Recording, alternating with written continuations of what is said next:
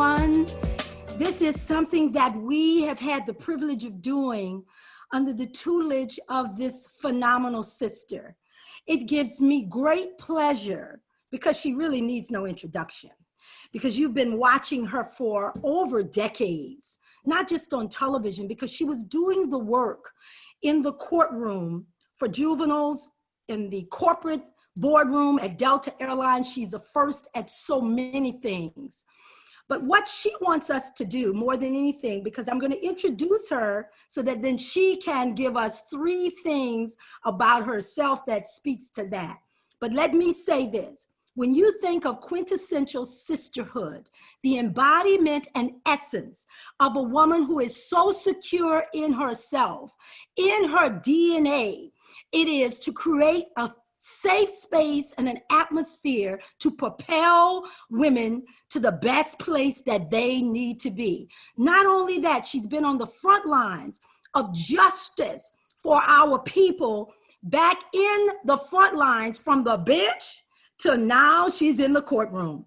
And so without any further ado, I'm going to introduce to you the incomparable Judge Glenda Hatchett, as she shares with us those 3 things that best describes the essence of who she is. Let's welcome Judge Glenda Thank Hatchett. you. Thank you, Judge Penny. Thank you. I really always refer to her as sister judge, my sister Judge Penny. Thank you. And thank all of you for joining us. We've got a great panel. This is not how we've done it, as Judge was saying, but there is going to be the sense of sisterhood that the coronavirus cannot destroy. And so we're so proud to be able to at least connect with you virtually this morning. I will ask all of the panelists this morning not to introduce themselves with the traditional bio that I would normally read. I don't do those. But in this circle of sisterhood, I've asked each of us to describe ourselves with 3 words. And so I will start off first. Faith, family, and a deep sense of responsibility to my people. Jazzmin, you want to go next? Sure. If I had to narrow it down to just 3, because I probably have about 3,000. Exactly. I would say I am extremely joyful, very passionate, and fearless in things that I do, things that I speak to other people, and how I just kind of try to move through life is in a fearless way. Not to say that things don't scare me, or sometimes, just apprehensive, but always try to move through the fear with confidence, and really be truthful about what we're facing. So if those were 3 things I had to narrow down out of the 3,000, I'll give you those 3. I love those. Thank you. Tangela?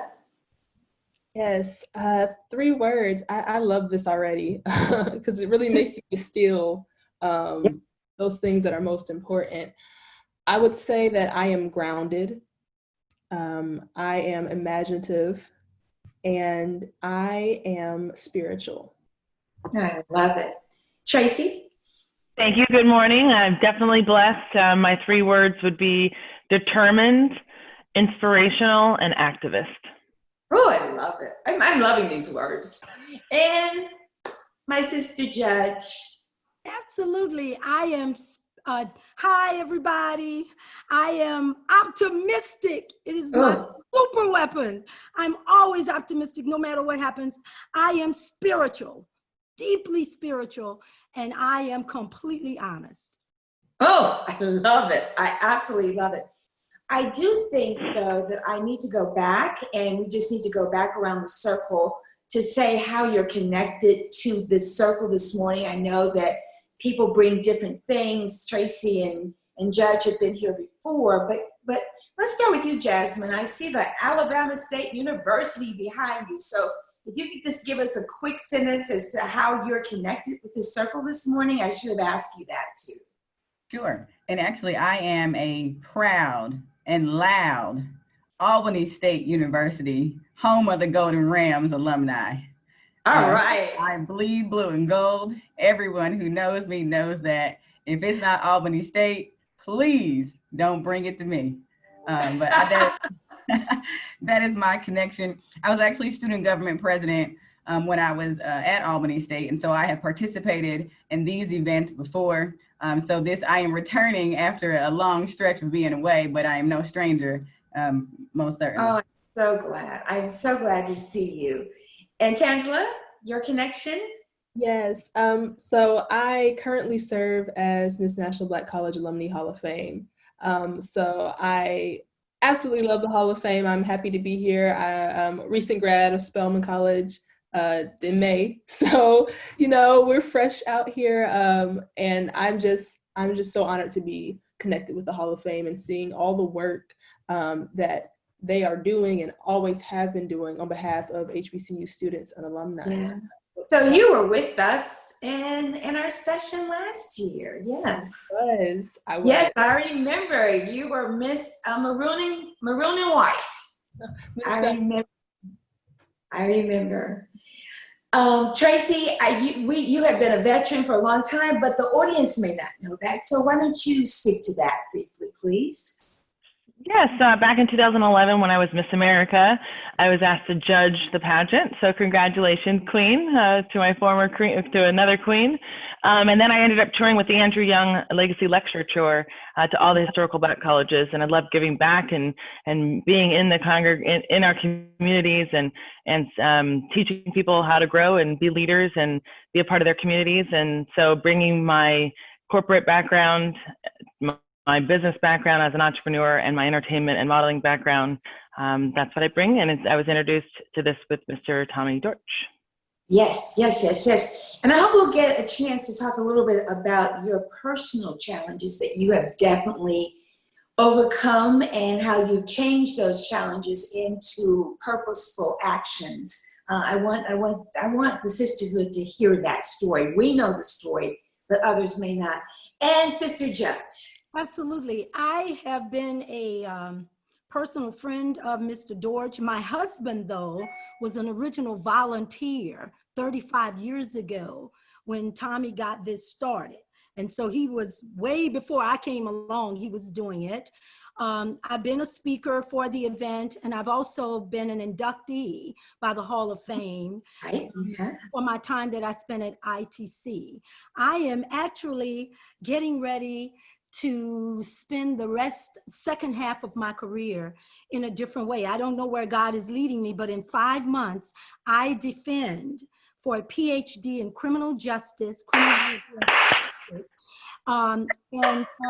it is in looking at the decriminalization of poverty as the decision-making of judges.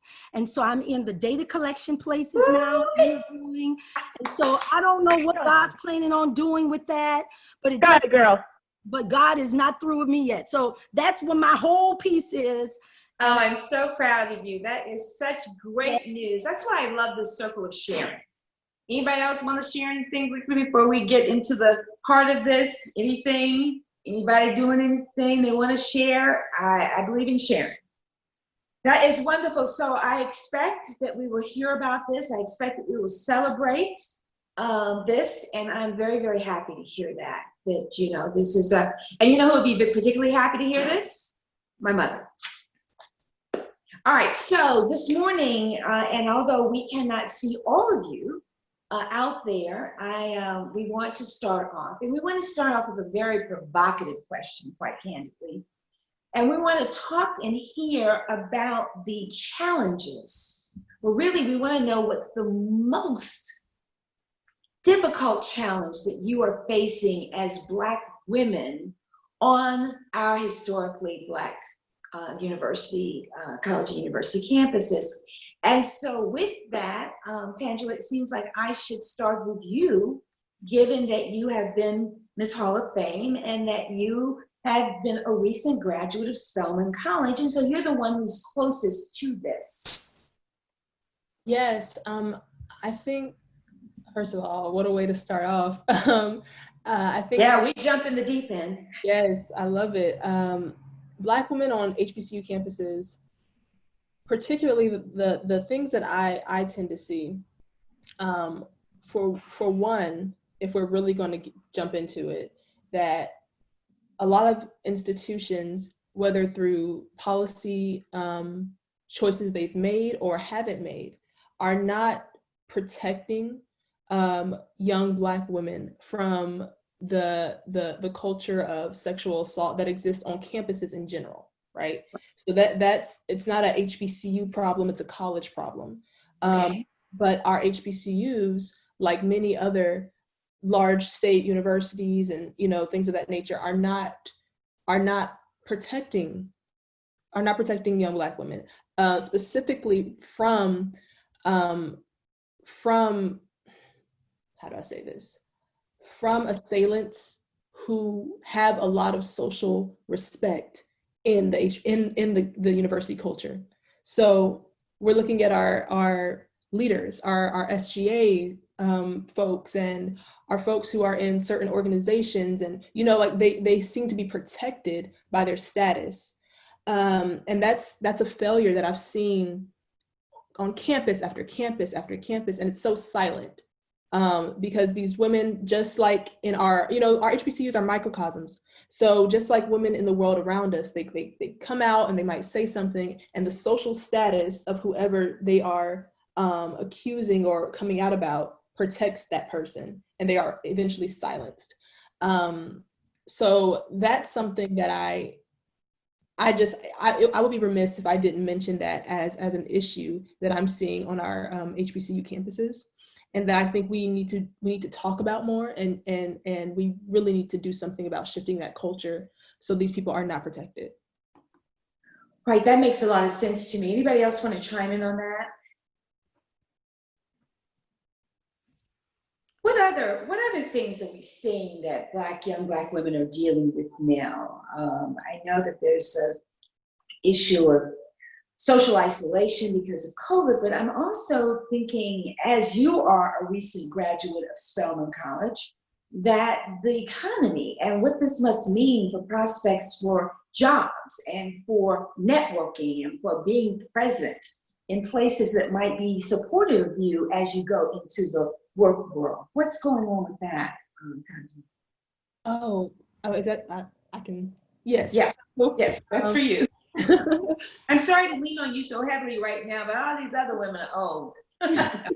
No, it definitely makes sense. I think, and that ties into what someone just said in the chat about the mental health of Black women on our HBCU campuses. Mm-hmm. But in light of being a recent grad, I mean, what's so interesting about the class of 2020, for example, right? So the classes after us are they understand they're entering into a virtual world.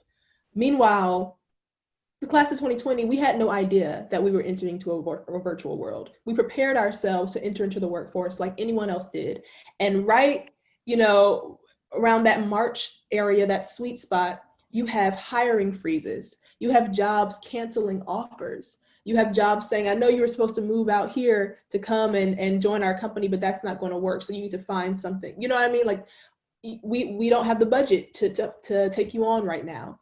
And I understand corporations are doing what they have to do, but that puts us at such a disadvantage.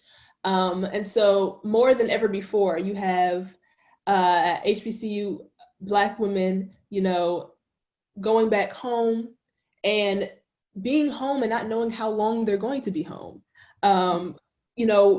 Relocation is just not an option right now.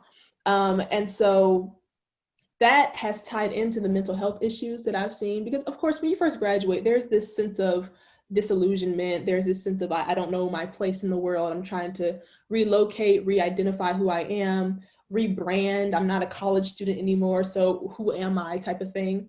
But that has just been, magnified right now. And I think what it has unveiled another issue. I'm not on the screen right now. You are. Okay. It's unveiled another issue, and the issue is that maybe could our universities be better preparing us to not just walk into a job, right? or to hop on to the next opportunity, even though that's so important. But in that in between, right, when we don't really have a job to identify ourselves by or attach ourselves to, who are we? And are we emotionally prepared for the world? That's important. It's not just about being prepared for the real world. It's not just having a job. It's being emotionally and mentally prepared for real life. And I think we could be doing better work to provide that and equip students in that manner. I think, Judge, may I chime in? Please, absolutely. I think you're right on it, because I wrote a note down while you were. I was going to call on you to say, I know that from your work as a minister that you're seeing a lot of this, so that's great. Please. Absolutely, and from two places, because I'm a professor. I teach at Georgia State. That's And right. so I'm seeing it from being a student, from being a professor. And then I know Georgia State is not an HBCU, although I had to get my students straight about it because it's majority minority now, and they were thinking they were HBCU. I had to tell them, wait a minute now, just because you Black doesn't mean, and we got all these Black people. But what I think, and to say what you're saying, and it's on point, I wrote down that the days of institutional identification will be dismantled during this time. What do I mean by that?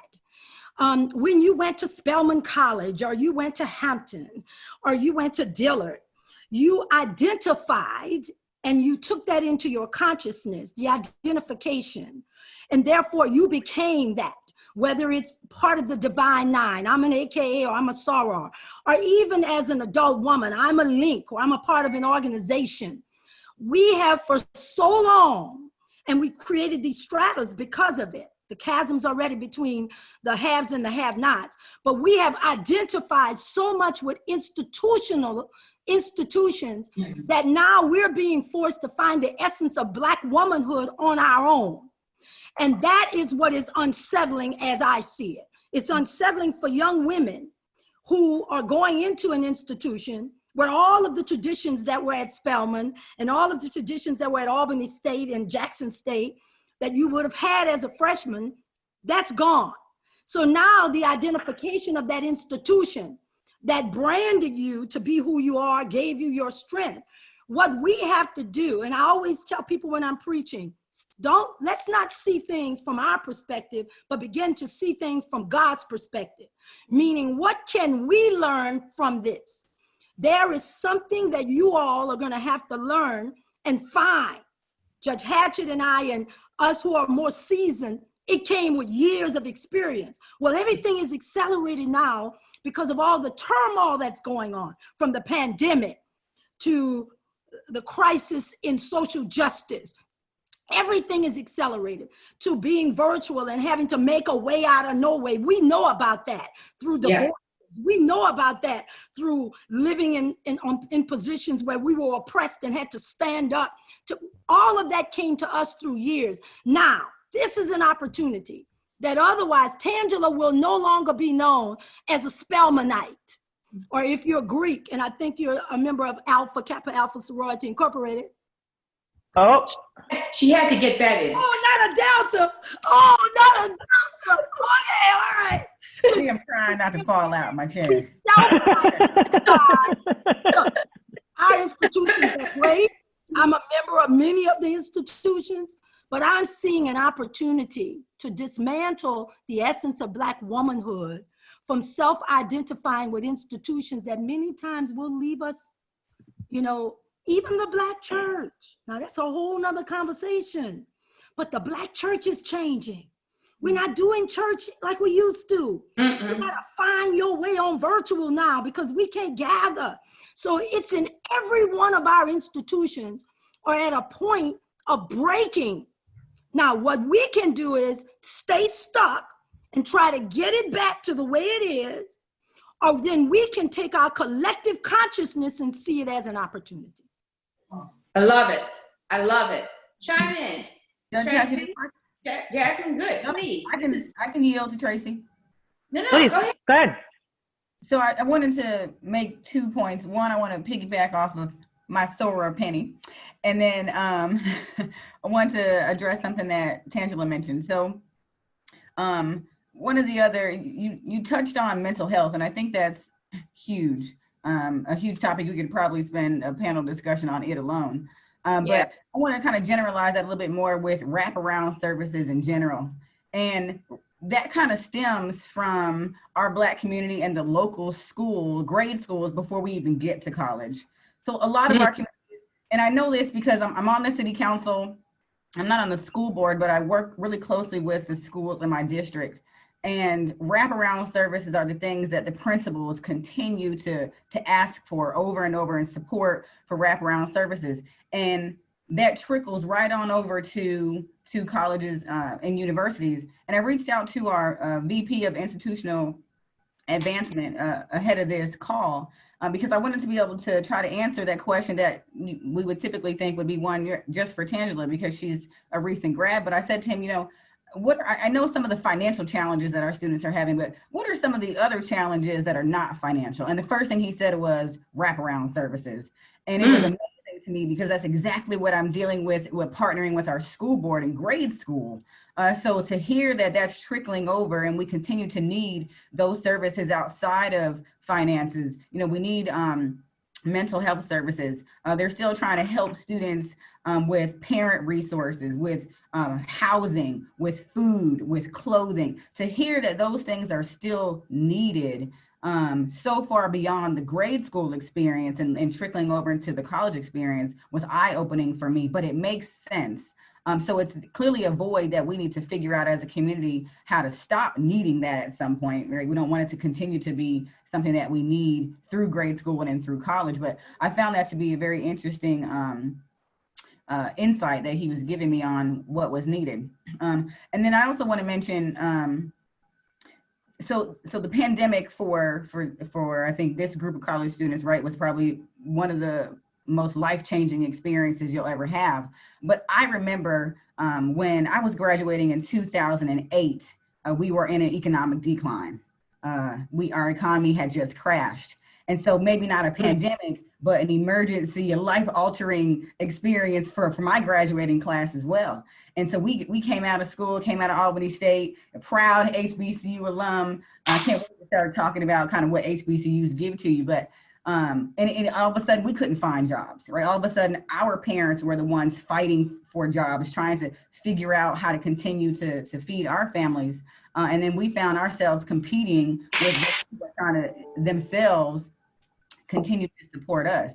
And so I think Judge Penny made a great point that we can either, you know, stand still and soak and try to wait for this thing to pass us on, or we can figure out how we can use this time, take an advantage of this integral point and try to figure out how we can excel when this thing passes us and really figure out what's our pivot move. And I think HBCUs, depending on your experience, can help with that. I had a very difficult time mentally trying to figure out, you know, what I was gonna do because the economy was just upside down and we couldn't find jobs either. And it maybe wasn't because of the pandemic, but it was just jobs were scarce. And so really trying to figure out what to do, but I was able to lean back on some of my mentors from my HBCU experience, and they really wrapped themselves around me and said, look, don't soak, spend this time, you know, if you want to go back to school, get your master's degree. If you want to, you know, figure out who you are, but do it in a way that when this thing moves, you'll be ready to go. And so having that from my HBCU made all the difference in the world for me. And I was able to really just power through it fearlessly. And on the other side of it, I was ready to go and prepared. So I think it's going to happen to each generation. It may be a little bit different, but I think we can use the basics, which is continue to strive on, lean on your support system, and then, you know, really just make it so that you are prepared when this thing turns itself back around. Oh, I love that. I want to come back to something you said about mentoring, but I want to get Tracy in here, but I want to get back to that point about mentoring, because that's one of the things that keeps coming up. And I think the point about that being so necessary, particularly in this time. And I don't mean just for the women in college. I mean, that's the women. I mean, we all need each other in a way. And I think particularly exacerbated by this challenge that we're going to get into too, about what we're happening in this country and the election coming up. So please, Jazzmin, I want to circle back to that, because I did write down too that this pivot moves. I mean, I think that has got to be a theme that we keep reinforcing among ourselves in the sisterhood, that we've got to be clear that there are going to be pivot moves. Absolutely. And then when she said when things get back, I think I'm going to go and like Ms. Reynolds said, it's the time now. It's not about when things get back. It's right now. And to address the things that are happening in the schools, the mental health and the opportunities, it's now the opportunity to learn more about this digital industry and digital age that does break barriers and give you an opportunity to go and learn the things that you need to learn, and get into the situations that my business has tripled during this economy. So there's people that have been made billions in this economy, and there's people that are suffering. And so I think if we change our mindset to what can we do now and not wait and not be held back and not put in the shackles, to go change and become better, find out who you are. We have a plethora of information and access online right now to do the things that we want. And I think it comes down to even education, and that's why we're here today. And it's really sad when we spend $200,000 in prisons, but $9,000, put a kid through school. So to actually use the time now that we can be digitally and learn more, we can take a music class, even online. We can take AP classes. You can, even do digital sports, believe it or not, online now. And so kind of the things that are holding a lot of people back, even like choice schools. I mean, spending 2 hours to go to a school, what does that take away from the family time and becoming families, and the time you can't get back when you do those things. I think we take away all those right now. And right now you can go directly to it to find out how to be better on social media, how to be better in your field, how to take something else and learn something new, like Judge Penny is doing even herself right now. And so I think we need to find a way to close that economic gap and take advantage of the time right now. Maybe the book, Who Moved My Cheese, and go and actually make it happen right now. Is kind of what I got from all of that right there. Wonderful, wonderful. And I certainly didn't want to put all of this on our recent Spelman grad for Tangela have to carry this, because regardless of our age, regardless of our places in life, I think we're all sensitized to the needs, particularly of young Black women right now. I want to get back to the mentoring, but I do want to then add to this conversation the question about where we are in this country, where we are with the whole issue of social justice. I know they're going to do a deeper dive later in the day, but I think we would be remiss as Black women not to talk about this. And I will tell you that I want not to, that's not good English, I do not want to wake up the morning of November 4th and say, my God, I wish I had done more. I wish I had tried a little harder. I wish I had called to get more people registered. I wish I had knocked on more doors. It's a little different with the pandemic now. But I just, in all transparency, I am a part of a new PAC, Georgia Blue Project, that I am so excited about. Teresa Thomason started it. And I know that we can't be too deep in political conversation today, but it is a conversation. And when she called me, I'm a member, six-member advisory board, and the answer had to be yes. It had to be yes. And so targeting 3 groups: young people, really energizing young voters, women. It's not so much the Black women, is that the suburban white women, frankly, but Black men. There was a recent poll in Georgia that said that 33% of Black men were leaning toward supporting Donald Trump in November. And so the numbers, and that's unique to Georgia, but the numbers are problematic throughout the country. And the people who sat at home, and I'm going to be quiet after this, people who sat at home, Stacey Abrahamson lost the governor's race by 50,000 votes. Only 50,000 votes. That compared to the number of Black registered voters who just didn't bother to vote. But the good news is that there have been 1.1 million new voters registered alone in Georgia since that time.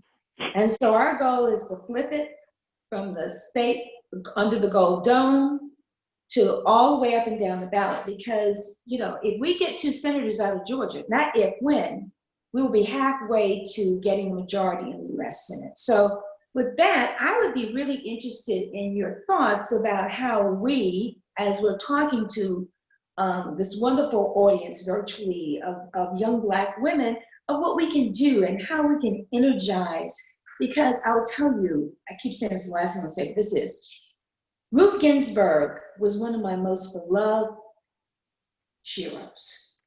And I mean, long before the Supreme Court. I mean, Penny will know, Judge Penny will know that, you know, she was an icon long before she went to the bench.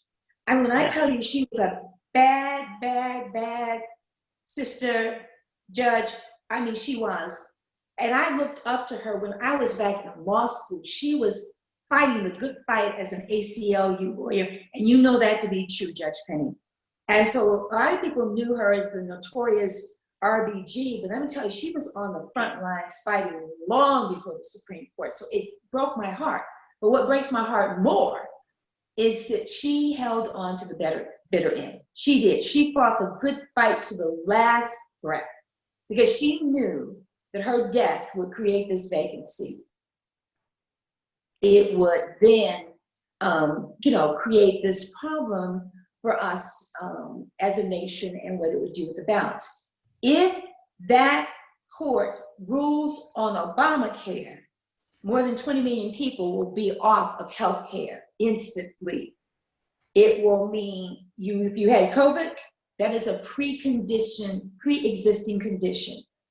If you have a young baby who's born with a problem, they will not cover that baby because that is a pre-existing problem. So with that, I just want to talk about what's at stake this November and what we as a community can be doing. And that's open to anybody who wants to chime in. And then I want to just open it up for anything you all want to talk about.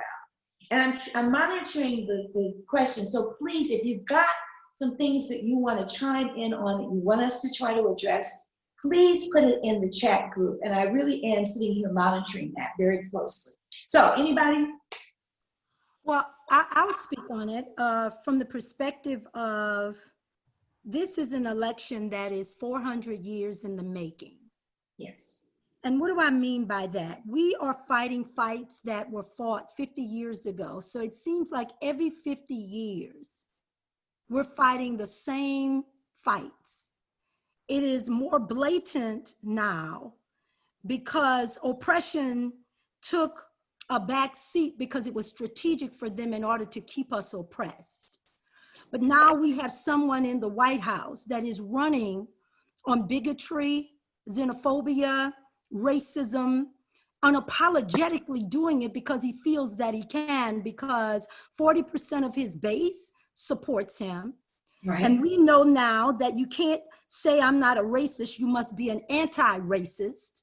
And so we can't let people get away with saying, oh, I know he is a racist, but because now it is incumbent upon us it's time for revolutionary thinkers.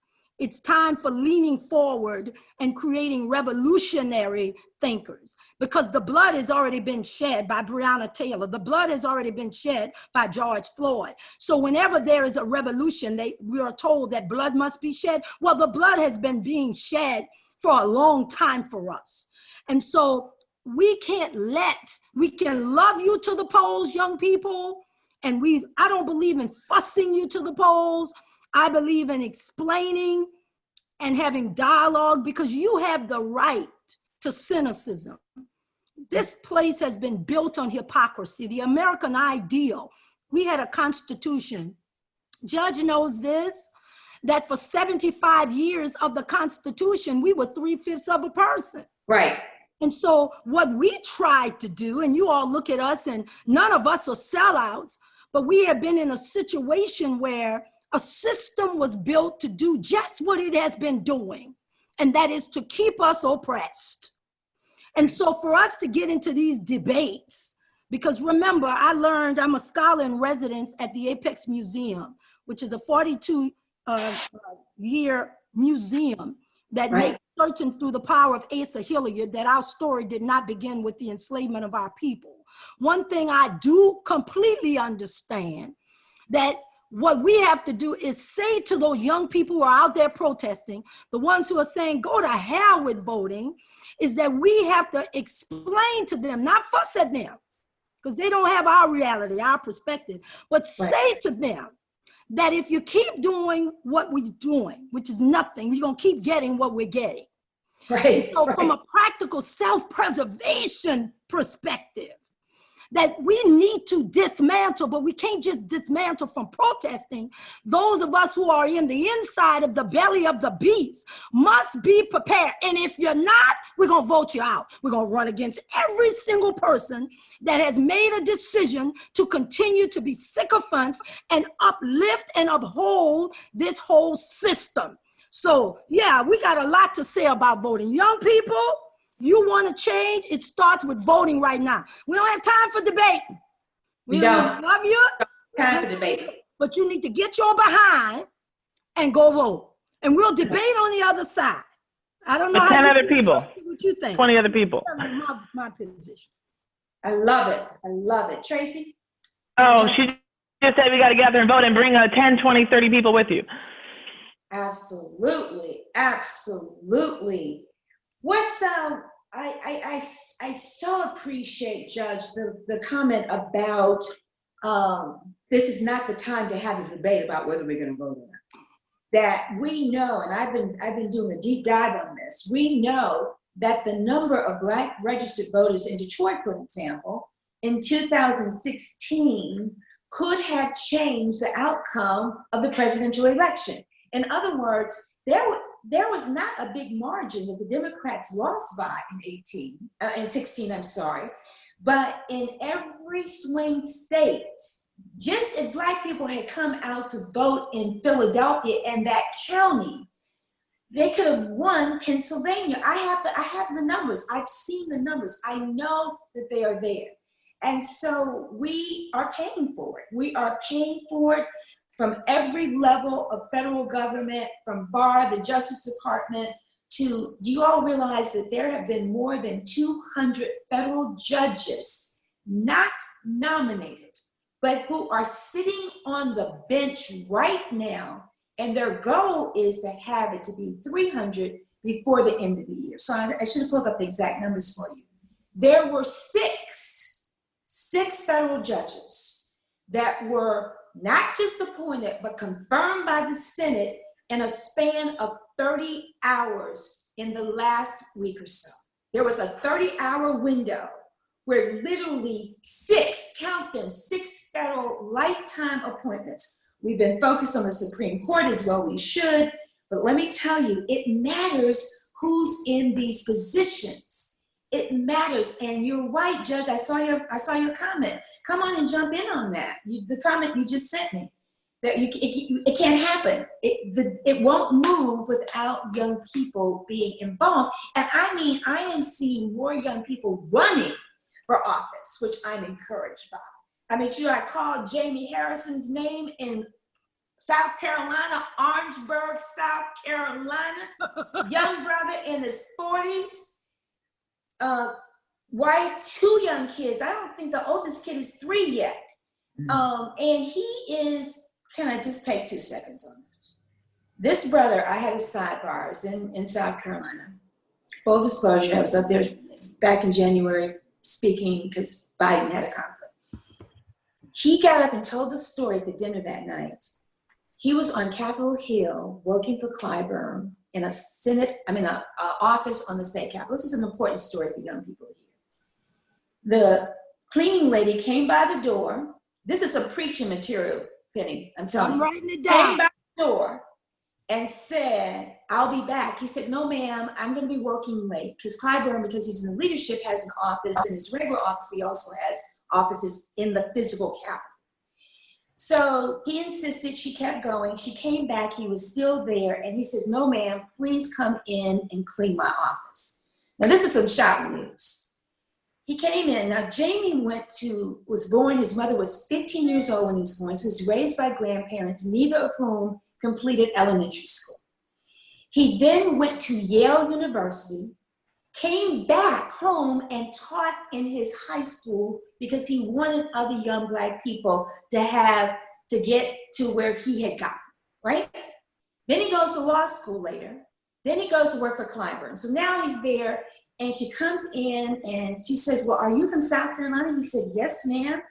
She said, where are you from? And he said, Orangeburg, South Carolina. She said, well, that's where I'm from. Then she looks over and sees a picture of Jamie's mother. She says, oh my God, you're Jamie's son. I remember when she dropped out of high school to have you. And here you are sitting in the seat of power in the Capitol as a young lawyer. And so the point is that it doesn't matter where you came from. It's where you're going. And it's what you do with what you have, young people. And I'm telling you, check him out, Jamie Harrison. He is tied neck and neck with Lizzie Graham. I'm doing everything I can to help him. I'm just being full disclosure. He is a righteous young brother and he is committed. And that's what we need, young people. We need more of you stepping up and saying, I know I can make a difference. The school board is important. What happens to our kids? I mean, all levels of government. So, okay, all right, let me stop. But that's just so important to me that we have good folk, not folk who are just out there fronting, but folk who are seriously committed. So I'm through with that. Go, jump in, everybody. If I can jump in there, because I like to consider myself to be in that group of those who really wanted to make sure that our community was taken care of. So I threw my name in the hat, ran for the seat, and I sit in it today looking at my next term coming up next year. So I'm super excited because this is the point, right, of the entire conversation around our young people. And although I'm not as young as Tangela, I am a millennial. I'm an older millennial. I'm an 80s baby, but I am still a millennial. And what I found fascinating about being kind of that example is it brought so many of my cohort to the forefront, and not because they knew the issues, not because they were into politics, but because they saw a face that looked like theirs and someone who they can relate to, someone they can trust and say, oh, well, I know you. And so if you're in this position, if you're making this kind of announcement about how important it is, it's got to be, because I've seen what you've done in college. I've seen what you've done as a young adult. And just because you're there, I'm coming with you. Then it's my job to say, yes, come with me, but understand why. Don't come blind, because if you're blind, then the people who are following you are blind, and then we continue to keep the blindness going. Don't come blindly. Follow me, but understand the issues. And it's our responsibility as those who are young and are elected to make sure we are preaching the issues. Understand why you're following me. So I think it's awesome that my generation, Tangela's generation, those before and after, come and join in the fight, put your name in the hat, run for office, protect our community, protect our people, but teach from where we are right now. Don't wait until we're in our 50s and 60s to decide we want to be a teacher and a preacher. Preach and teach now. I promise you, I have some close friends of mine who in this election, just this one, have finally said to me, Jazzmin, I'm going to vote. I don't know what I'm doing on the ballot. And I say, that's fine. Let's sit down right now, pull your phone out, go to my voter page. Let's look at your ballot right now. And then they start to ask questions. Well, what's the difference between a Superior Court judge and a DA? Let's talk about it. Let me tell you the difference, right? And let me tell you how important those are. What are the differences, but how important they are to your community. That affects where you live. And they're not even in my district. They're not in my county. But because they know I sit in the seat, they know they have someone to call, someone to text, someone to walk them through. And I get messages all the time from them. Jazzmin, thank you so much for helping me come along with this. I know there's an issue. I just don't know what to do about it. Does my vote really count? And people think that because they don't know what they're doing when they hit the button. If you know why you're choosing Jazzmin Cobble, then you know the issue, right? You know that your vote counts because you know why you're hitting my name. You know why you're tapping Judge Hatchett. You know why you're tapping Judge Reynolds. So you know your vote counts because you know why you're casting it. Being a teacher and a preacher immediately and bringing those along with us, I think that's what keeps our young millennials, zennials, and all the other names they have now. That's what keeps them engaged, keeps them understanding why it's important, because they see us, they hear us, and we're taking the time to preach it and teach it to them at 20 and 25 and 30, and not waiting until until they're much older. And I'll make one last comment and I'll move on. I was doing some voter registration and some census engagement last weekend. And we were at a McDonald's in my local district, and a classmate of my son, his mom came through and she said, Jazzmin, I'm registered to vote, my husband is, but my grandmother has never voted before. And she's 80 years old. How do I get her registered? And that was mind blowing to me. That for the first, so first of all, right, as an African American, so she didn't vote for Obama? Because a lot of folks who never voted before most certainly voted then. But so of course I didn't ask her that, but it was mind blowing that at 80 years old, this would be her first time even trying to register to vote and then to cast a vote. But the fact that even she understood how critical this election is, that at 80 years old, and she said, I don't want to do an absentee ballot. I want to go to the poll.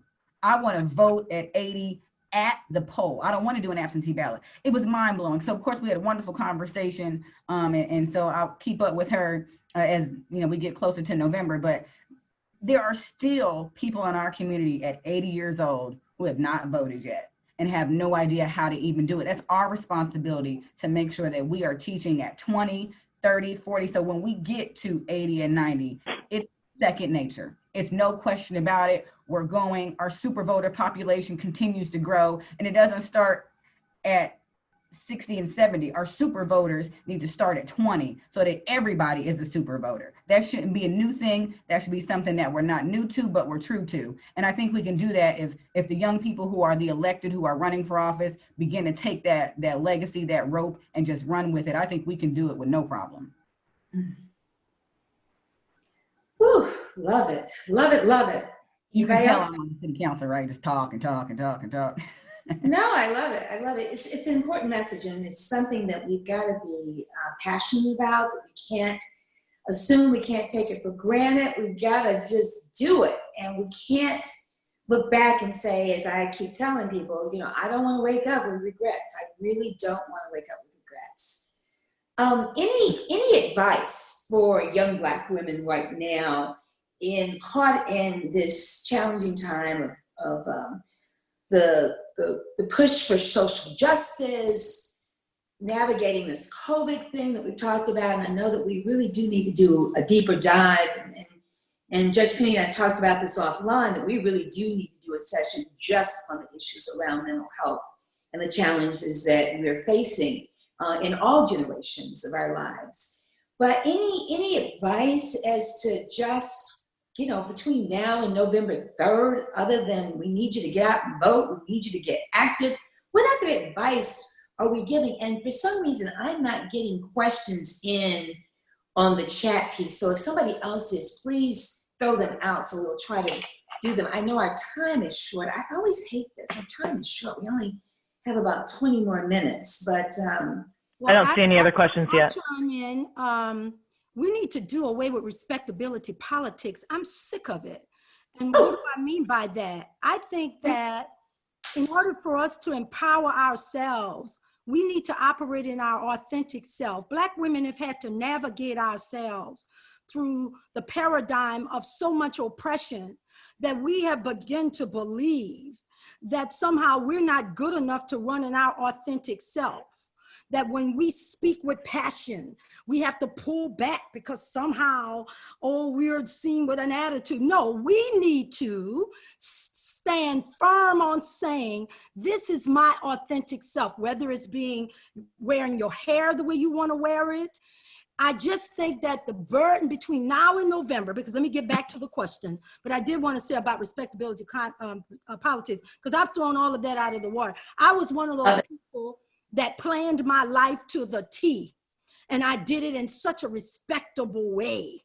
And then as I became freer and freer, and I got older and older, and I'm just hoping that you don't wait till you're nearly 60 like me at my next birthday to find your way. It took me this long to find my way.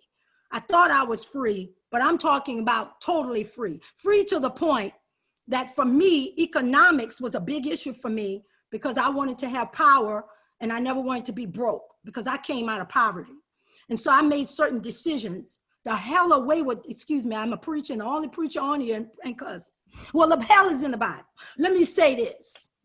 I found my truest self when I left respectability politics out, and everything. I have more now, economically, spiritually. I have more now than I ever had when I'm at my truest self. Whether Donald Trump wins in November or not, I'm still gonna be a Black woman. I'm gonna be a Black woman because my mother suffered so I would not have to. We're from women who America has been abusing since we were brought here in 1565, although we like to say it's 1619. We're from descendants of strong women who we had to have children as a result of being violated for centuries and centuries and decades and centuries. And we loved our children and we made our children who they are today. But as Black women, for November 3rd, oh, we can do this. We can do this no matter what the outcome is. Because what we have to do is understand, we're not gonna let them break us. I don't care who's in the White House. As we always say in the preacher circle, it doesn't matter who's in the White House. It means who's on the throne. And who's on the throne? A Black woman is on the throne. Yeah, God is within us. And that power that God has given to us. Yeah, we sit on a throne not given to us by the oppressor, but we sit on a throne because we know who we are. But if we don't operate in our truest self, authentically being Black women, I think that we have allowed them to take our consciousness, and it doesn't matter who's sitting in that White House, we lose, but we are winners. And I think we're winning, Judge. I don't know how you feel about it. When RBG died, I remember that night, and a darkness came over me that I couldn't even watch because I thought they would use this to fuel their side. And God said to me, and just came to me and said, I have never seen the righteous forsaken.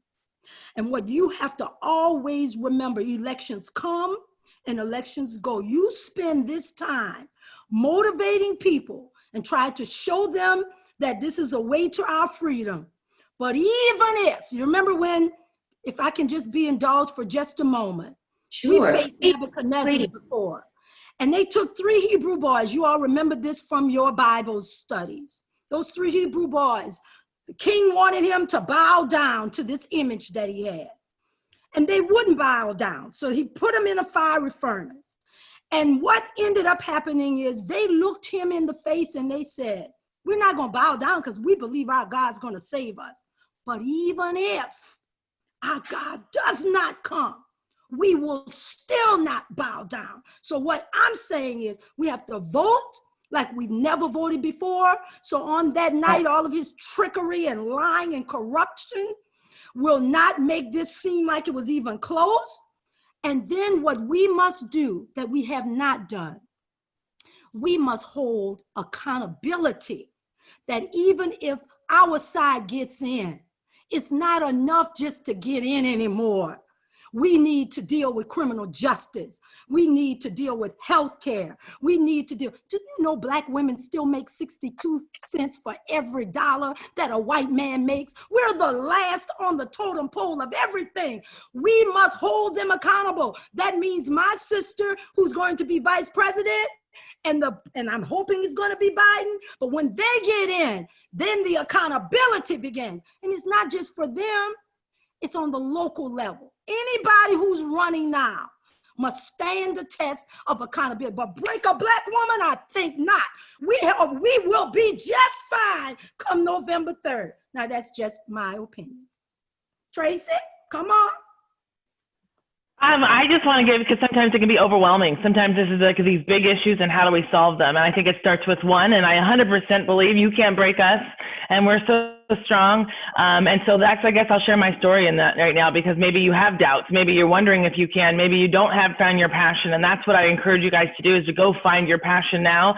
In the chat, someone said, well, how do we get these young people to go out and vote and not get distracted with the celebrities that are acting crazy? I think it really is educating them on the issues. Like Jazzmin was saying earlier, I think a lot of them are just seeing what they see on TV, and that's been plugged into what, you know, they want us to that's another whole discussion on media, but I think if you educate yourself and get passionate on what the issues are, you'll be more passionate about voting and making a difference. And so as these issues of social justice, of the, you know, the marches and the racial discrimination, and I think the whole system needs to be broken down, but we have to take it bite by bite, and it does start with one person. And so everyone out there, you know, my story, from being dead at birth. I was kidnapped at 3. My mom was diagnosed with stage 4 cancer when I was in 4th grade. I moved out at 14. I bought my first condo as a freshman in high school. Then my mom's husband left them. There was, you know, horrible things there. And so my mother and my 3 brothers and sisters all moved in with me into a studio apartment. And then I got my first accident in 91 where they said I'd never walk again. And so in these times when we hear all these things, there's going to be challenges where you think you can't get past that, or, you know, how do I do this? And I ended up walking again after my mom passed 2 months after I graduated high school. And then 5 years later, another car accident that left me in a wheelchair for 11 years. So as this fight goes, like she said, since the 1900s, it may seem like a long fight, but you have to keep on going through those fights and know that there's something there going on later. And so my second accident left me in a chair for 11 years. I had no memory, no speech, no bladder, and I had to learn to talk again. And I got assaulted in my wheelchair. So when she talks about that on college campuses, you know, being disabled and assaulted. And then I had to make the choice to have my kids. I have a single mom of twin boys. We lived homeless before I was in corporate and opened up my first business into my second business. And so I share all of that to say I went on from a wheelchair to be Miss Black California, and then I ended up walking after going to therapy 3 times a day, and then I went on to become Ms. America. And so I just want you to know that it's possible. And we all have a disability. Mine may just be visible. And so as you're going through the fights of what do I do, and I may not know how, it doesn't matter about how, it matters just to start, to take that first step. And that's what faith is, and to be active and to go out and do what you can do, and to start. And it can start young. Some of our best leaders started in their early 20s. And so that have made a difference, impacted the world. And so it doesn't matter your age, it doesn't matter what you're going through. Any excuse will do. So if you're going to make an excuse, just say you don't have any peanut butter, because at least you'll laugh at yourself and know it's an excuse.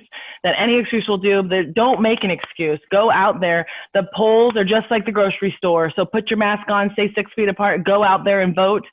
Stop making your excuses, make them your reasons. Make them why you need to go do stuff. So learn what the passionate things and the things that you are passionate about and wanting to change. Find out on a local level who can help those, because it doesn't matter who's at the top. If everything on the local level up to the top, you know, is stronger, then that it doesn't really matter, right? So we want to change at the top as well, but we want to start low and be passionate. Know that no excuses, any excuse will do, and that it's possible. I mean, just from my story in a really quick time, and I can go into more detail, but just know that it doesn't matter what obstacle it is. We're strong from our history. It's breathed into us. God has put everything inside of us that we need to move forward. And so you need to take that passion, even if you're fearful, and move forward to make things happen.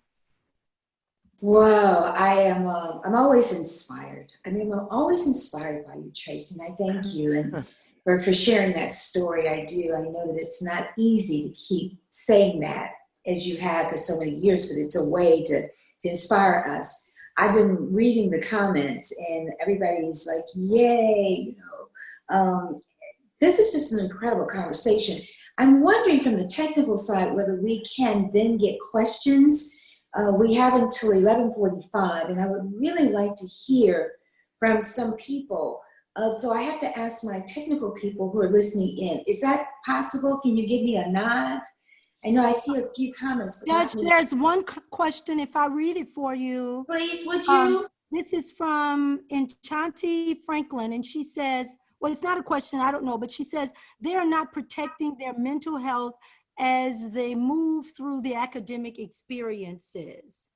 That's her one comment from the Q&A side. Okay. And the other one was, what's the best way to engage young people 18 and above to take their vote seriously and realize how important it is for us to vote this year? How can we get them not to get caught up in the Kanye West distraction and pay attention to the real issues? Okay. Which one should we take first? If I could tap in on that question about voter engagement for our 18 and older crowd. Great. Yeah, so I'm just really reminded of earlier, Judge Penny, your comment about young folks having a right to cynicism, right? And even though you have a right to feel cynical, how that can't stop you, or that doesn't change the fact that we still need to move and we still need to act and we still need you to vote. But it's that acknowledgement piece that I think a lot of young people are feeling resentful about. A lot of my generation, they feel as if them not wanting to engage with the state or with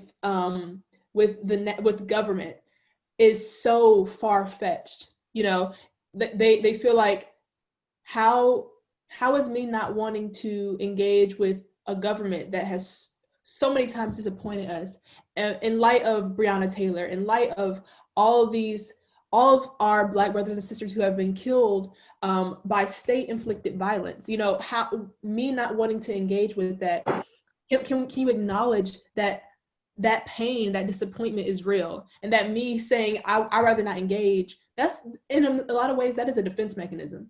Because where I don't have an expectation, I can't be disappointed.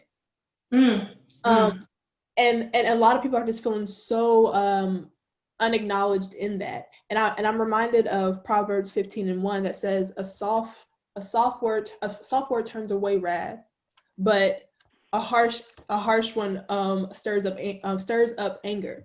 And I know that's me paraphrasing, but but that proverb is so important to me, because what I think the solution is right there. It's what you all have been saying this whole time. When we are talking to young people about voting and the importance of voting and why we still have to go out there, it has to be said in a way. It doesn't need to be, when I think of a soft word, I don't think of it being, it needs to be passive. It doesn't have to be pacifying.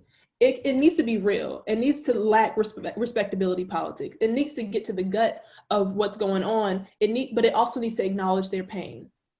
And that's where the soft part comes in. When I acknowledge where you are, and I'm talking to you from where you are. I'm not judging you for saying, or for initially coming to the conversation saying, I'd rather not engage.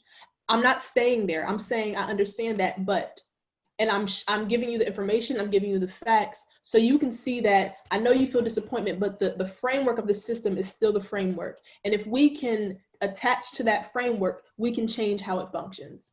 You know, so that's been my biggest thing, because I'm situated with peers who are like, nah, this hasn't worked for us. Why would it work this time?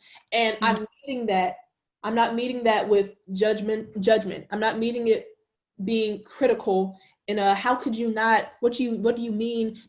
I'm meeting them in a sense of, I understand your pain. I feel the same pain, but let me tell you why moving in this way with our pain is better for all of us, rather than sitting on it and rejecting that this system works if we work, you know?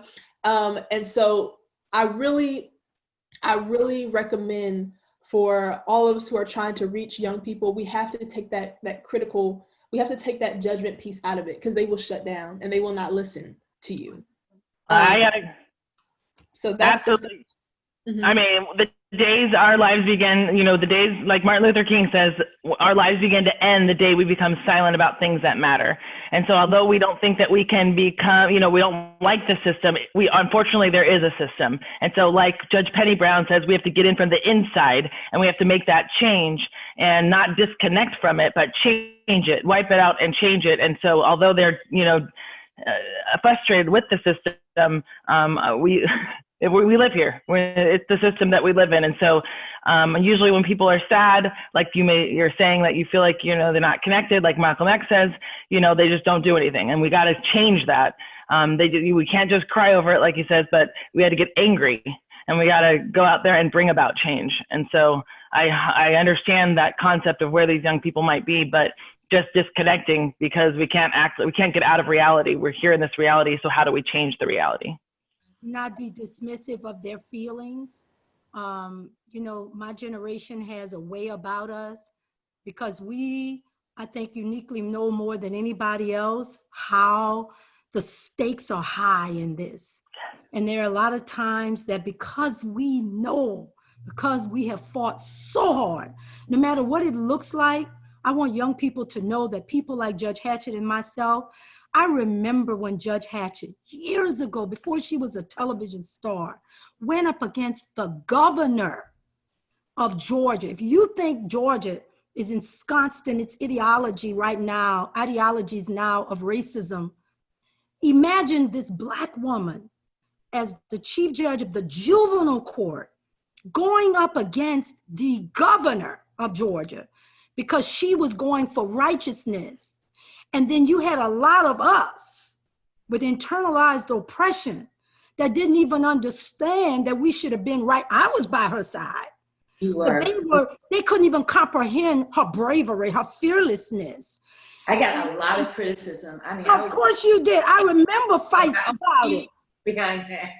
Of course. Oh, she shot herself in the foot. And you know what? They don't understand. Every time they were speaking out of her mouth what was supposed to help, what was supposed to stop about her destiny, she was operating on something greater than herself.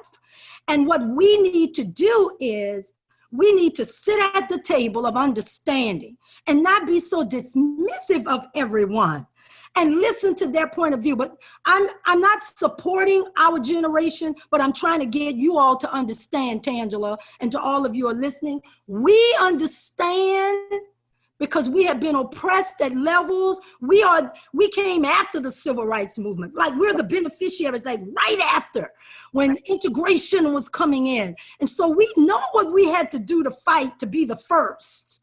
The first of everything was tough. And the burdens that we had to carry, because when I was the first lawyer for a governor, I wasn't there just for me. I knew that every time I opened my mouth, I represented my people. So in one way, that's why, Tangela, we're so dismissive. It's not right, because remember, now I came on saying I understand the cynicism, but I want you to understand we have an acute awareness that if we get this wrong, this time with 197 judges, none of them were Black. We don't bring it up because Dr. Lowry said everybody that's our skin is not our kin. And the Kentucky Attorney General showed us that merely being a Black man means nothing. You can wear that skin, but it's the philosophy. But I want you to know that the point is well taken. I understood that a long time ago. Yes, very well. Not be dismissive of your feelings. But what we want to do is ask you this. Once we hear your feelings, we're in 30-something days before. Remember when I said there's no time for debating?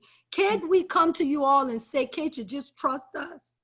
We're your mamas, and we're your grandmamas, and we're your professors, and we're your judges. Can't y'all just trust us this time? Because it takes so little just to vote. And then on the other side, we promise. Judge is saying she's on something called Georgia Blue Project. I'm going to call her about it because it seems like it's powerful. It is. We guarantee you that we'll sit at the table of understanding to get to what is your issues. Because to be able for you to come on here and tell us that in an HBCU, our institutions, Black women's bodies are being treated just like law enforcement are treating our bodies. We're being raped, there's mental issues, nobody's taking that into account. That didn't pass us by. Judge has a lot of things that we're trying to deal with, and we only have a limited time, but we heard you. But right now, all hands are on deck. And we understand we've let you down. But I'm telling you from a legal standpoint, because they've used the law against us, the only recourse we have right now after he puts this person in to take RBG's place is to expand the court. And we can only do that when we can get both chambers of the House, get a Democrat in there. We're going to have to expand it because they're the only side that believe they get to choose. Remember what they did with President Obama. He had the appointment in February of that year and they would not give it to him. And so what we're trying to say to you is, we love you all. In many ways, you've been betrayed. You have the right to be cynical, but we need you all to come out in numbers like never before because our very future depends on it. Judge, is that right about the feeling? That is exactly right about the feeling. And that is exactly why I am doing everything I can through this. It's a political action committee, Georgia Blue Project.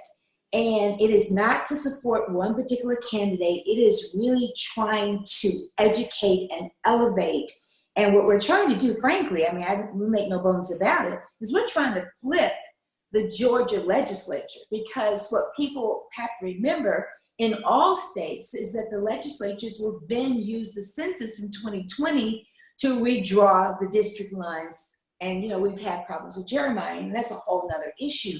But there are so many things that happen at the local level, to the earlier points, that we need to be concerned about. And until we are engaged, to Judge's point, it will always continue to be the same. And I always give out my information. Judge knows this.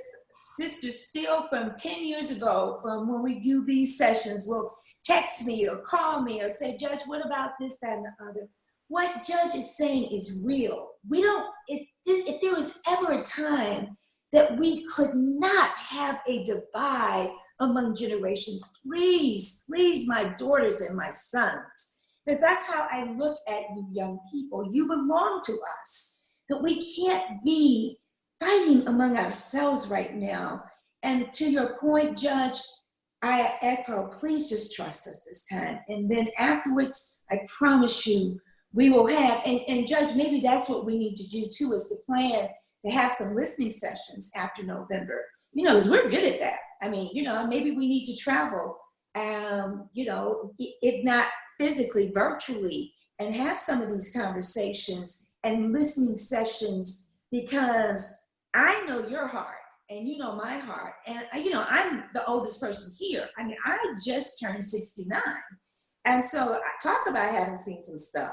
So, but I don't want that generation divide to be, you know, I have these conversations with my sons who are 39 and 30, just turned 35, that we can't afford that divide. We can't afford that divide. We just cannot. And so I plead with us to really just come together. And then after that, we're getting some people are saying how powerful, I thoroughly enjoyed this.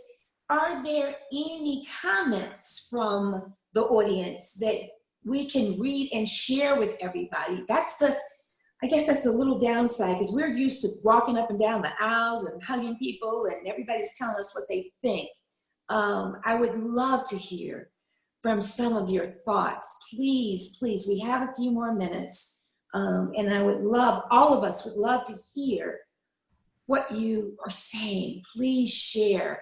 And then sounds like Tracy and Penny have a better grasp on relaying this. So if you all could read out any things and any comments, what are you thinking? What is you saying? Oh, you know, we think that makes sense, or let me think about it a different way. This is what the purpose of this conversation is. And I think we'll do it, as you have suggested, a different format if we have to do this again virtually, Tracy. And I thank you for that. And I made notes on that. So we'll make sure that we do that. So please. Very powerful, very useful information, Tangela. Very, very powerful. They love the points. Teach them how to fix the framework and how it functions. Facts. Let's see. They're loving all the panelists.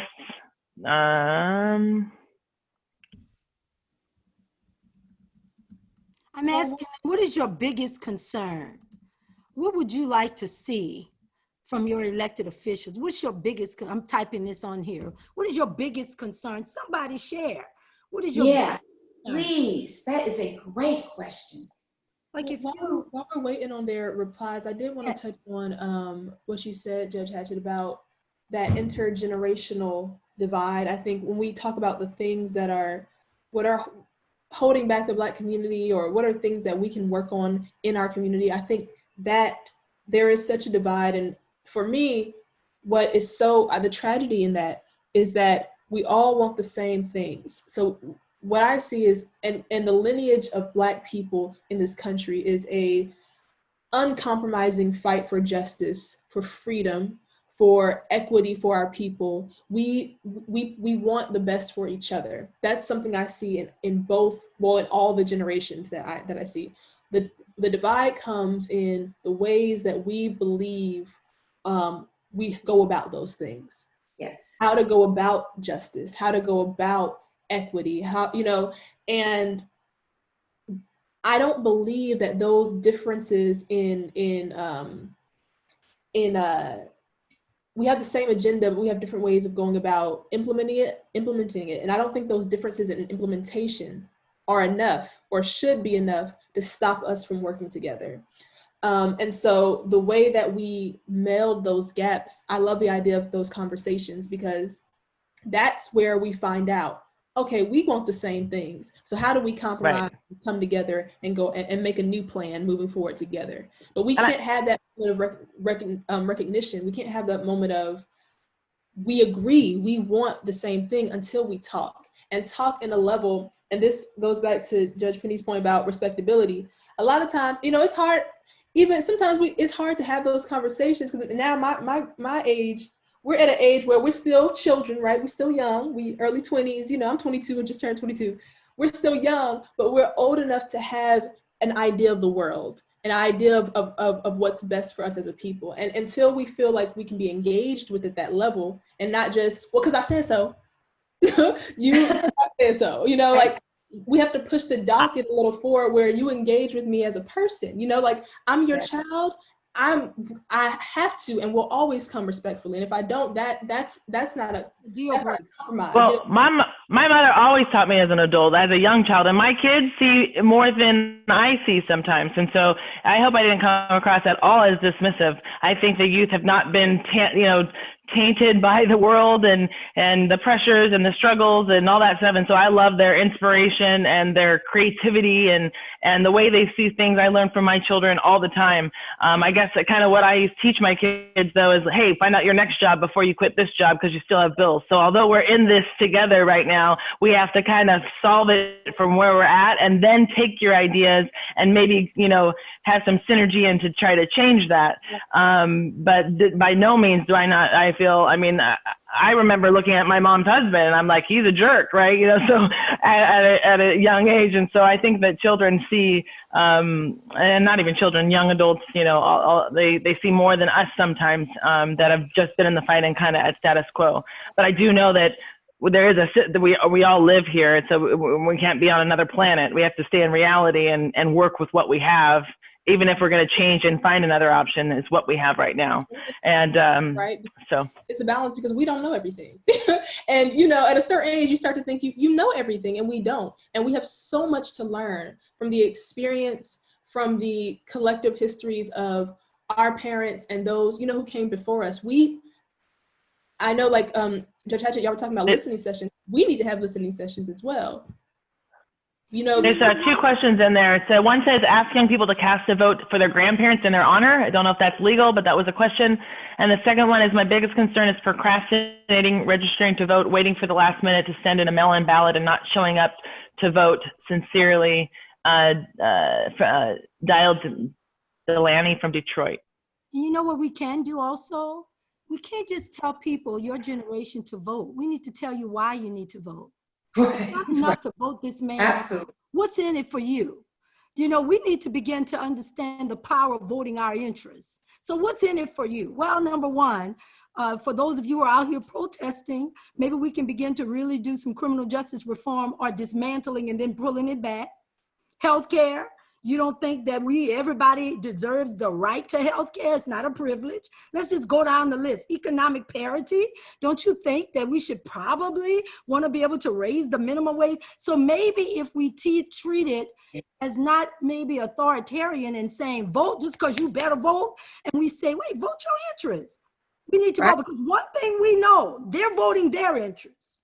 And their interest is to keep the rich richer, and having the middle class and all of us. They don't even talk about poor people. When we grew up, there was a time when this was America and we thought the American dream. Do you know 86% of the people that were born into a certain level in America now, 86%, if you're below $10,000 in terms of annual income, 94 percentile will remain in that state for the balance of their lives. Yep. Now, how is that America? Now, They just sent me a message that Natalie is going to come back in a couple of minutes. And this is where I always get, it's difficult for me because I never want us to be ending. And in the real flesh and blood world, we don't, but today we have to. And so what I'd like to do is do our lightning round, and for everyone to just give a, quick 30 seconds of that pearl of wisdom that you want us to leave. We want to leave with from each of you. And whoever wants to start, please do. I'll go first, 30 seconds. Young people, we value you. We cannot deal with the future without you because you are the future. And if we or you feel that we betrayed you and we didn't hold up our end of the bargain, we apologize. But what we want you to know is going forward, we've got your back. But right now, we need for you to trust and believe in us that if we say this is the election of a lifetime, then just trust us as Black women. And then closing out by just saying, your ancestors and your grandmothers and your mothers suffered so that you would not have to. Know who you are and continue to operate in your truest self. Thank you. Love it. Who's next? Anybody just jump in.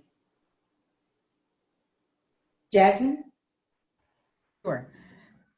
So the message I would like to give to everyone out there listening, especially those who have either recently graduated or are about to graduate, millennials, zennials, it's our turn.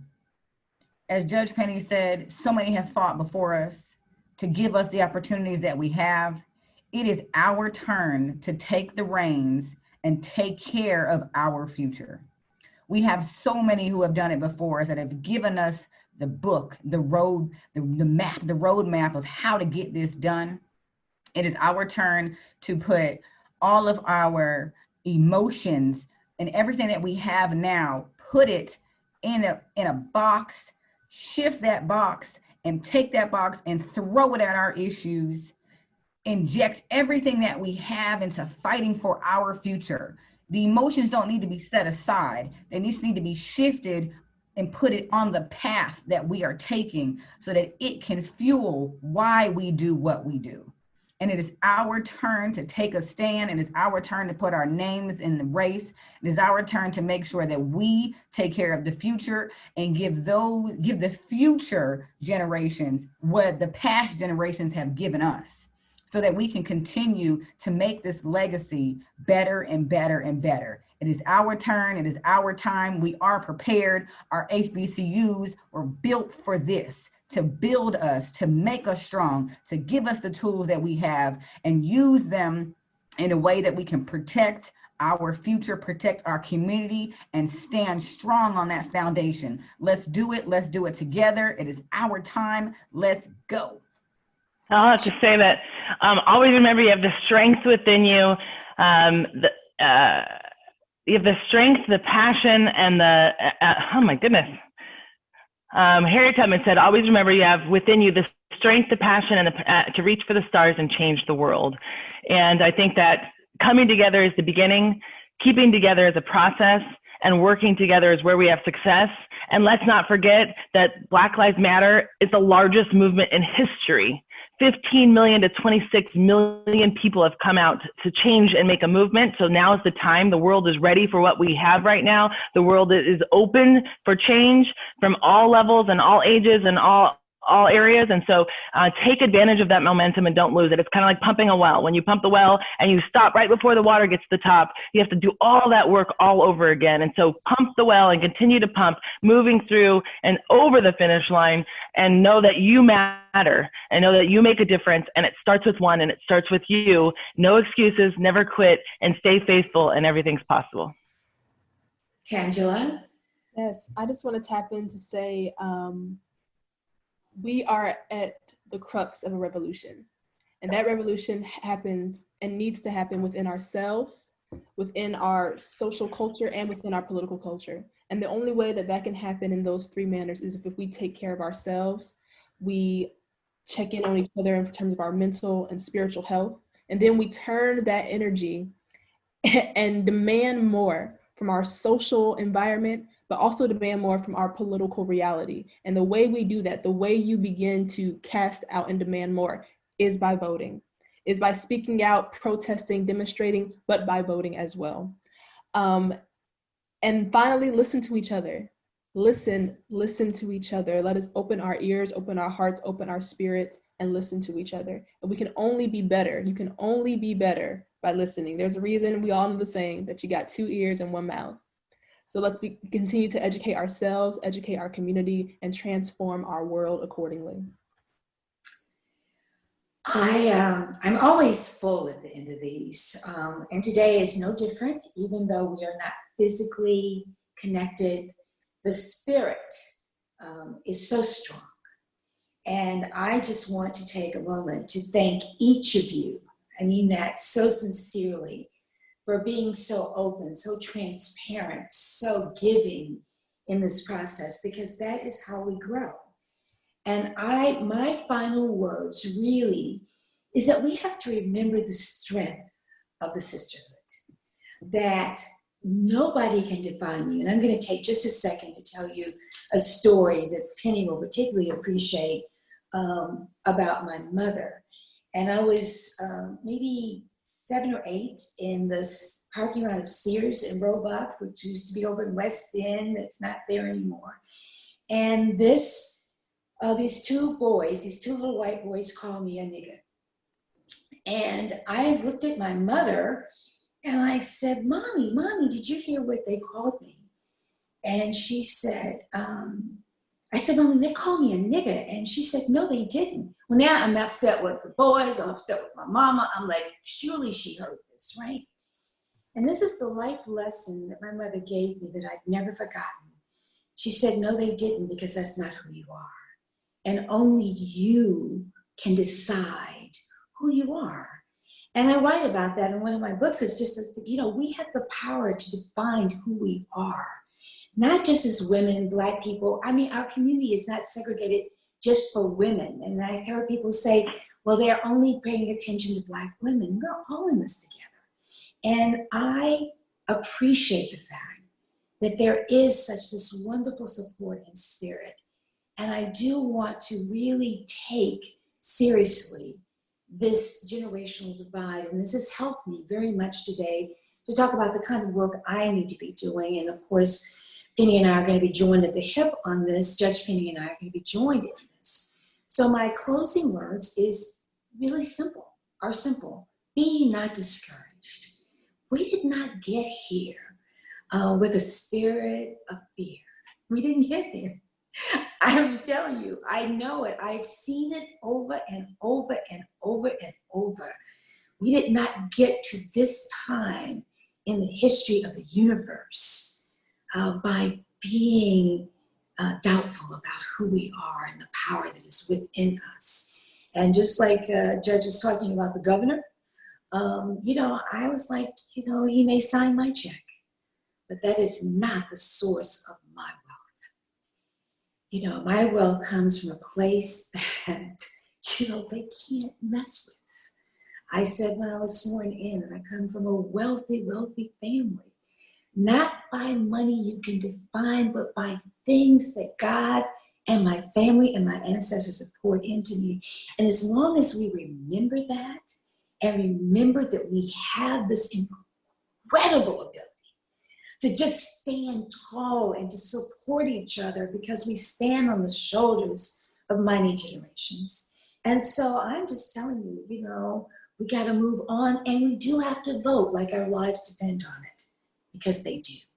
And so to each of you, my sisters, and to all of you in the audience, I just want to thank you for being a part of this. This discussion will not end. I look forward to this every year. And I thank you all for making the adjustments that we're not in person, but I hope you feel the warmth and the spirit and the support and the love that can only come from this magnificent circle of sisters. And with that, I will say good day. Thank you so much. I think they said a host is going to come back on and close out, so we can maybe see if there's any other questions. Oh, okay. While we're waiting for them to come close us out. If anybody has any questions, please put them in the chat or in the question and answers. Any comments? So we have about 1 minute until the host is going to come back on. Does anybody have any last things? We have these great legends on this panel that we can learn from. I'm so grateful I was able to share in this conversation. Oh, yeah, sorry. Anybody else have any other questions?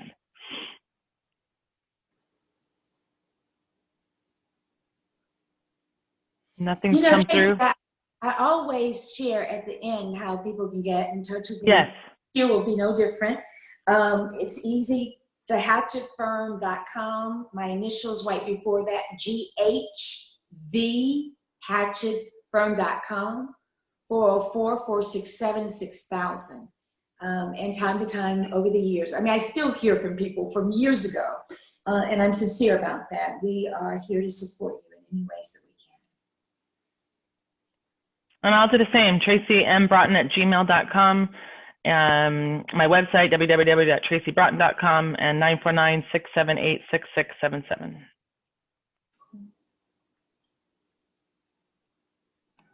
And I've called you, Judge, so she answers. So if you guys need something and you really have a question, she means that. And she's been dedicated for years, so reach out to her for sure. Thank you, Tracy. I do. Black women, particularly as we're waiting, my daughter, 4 years She's back.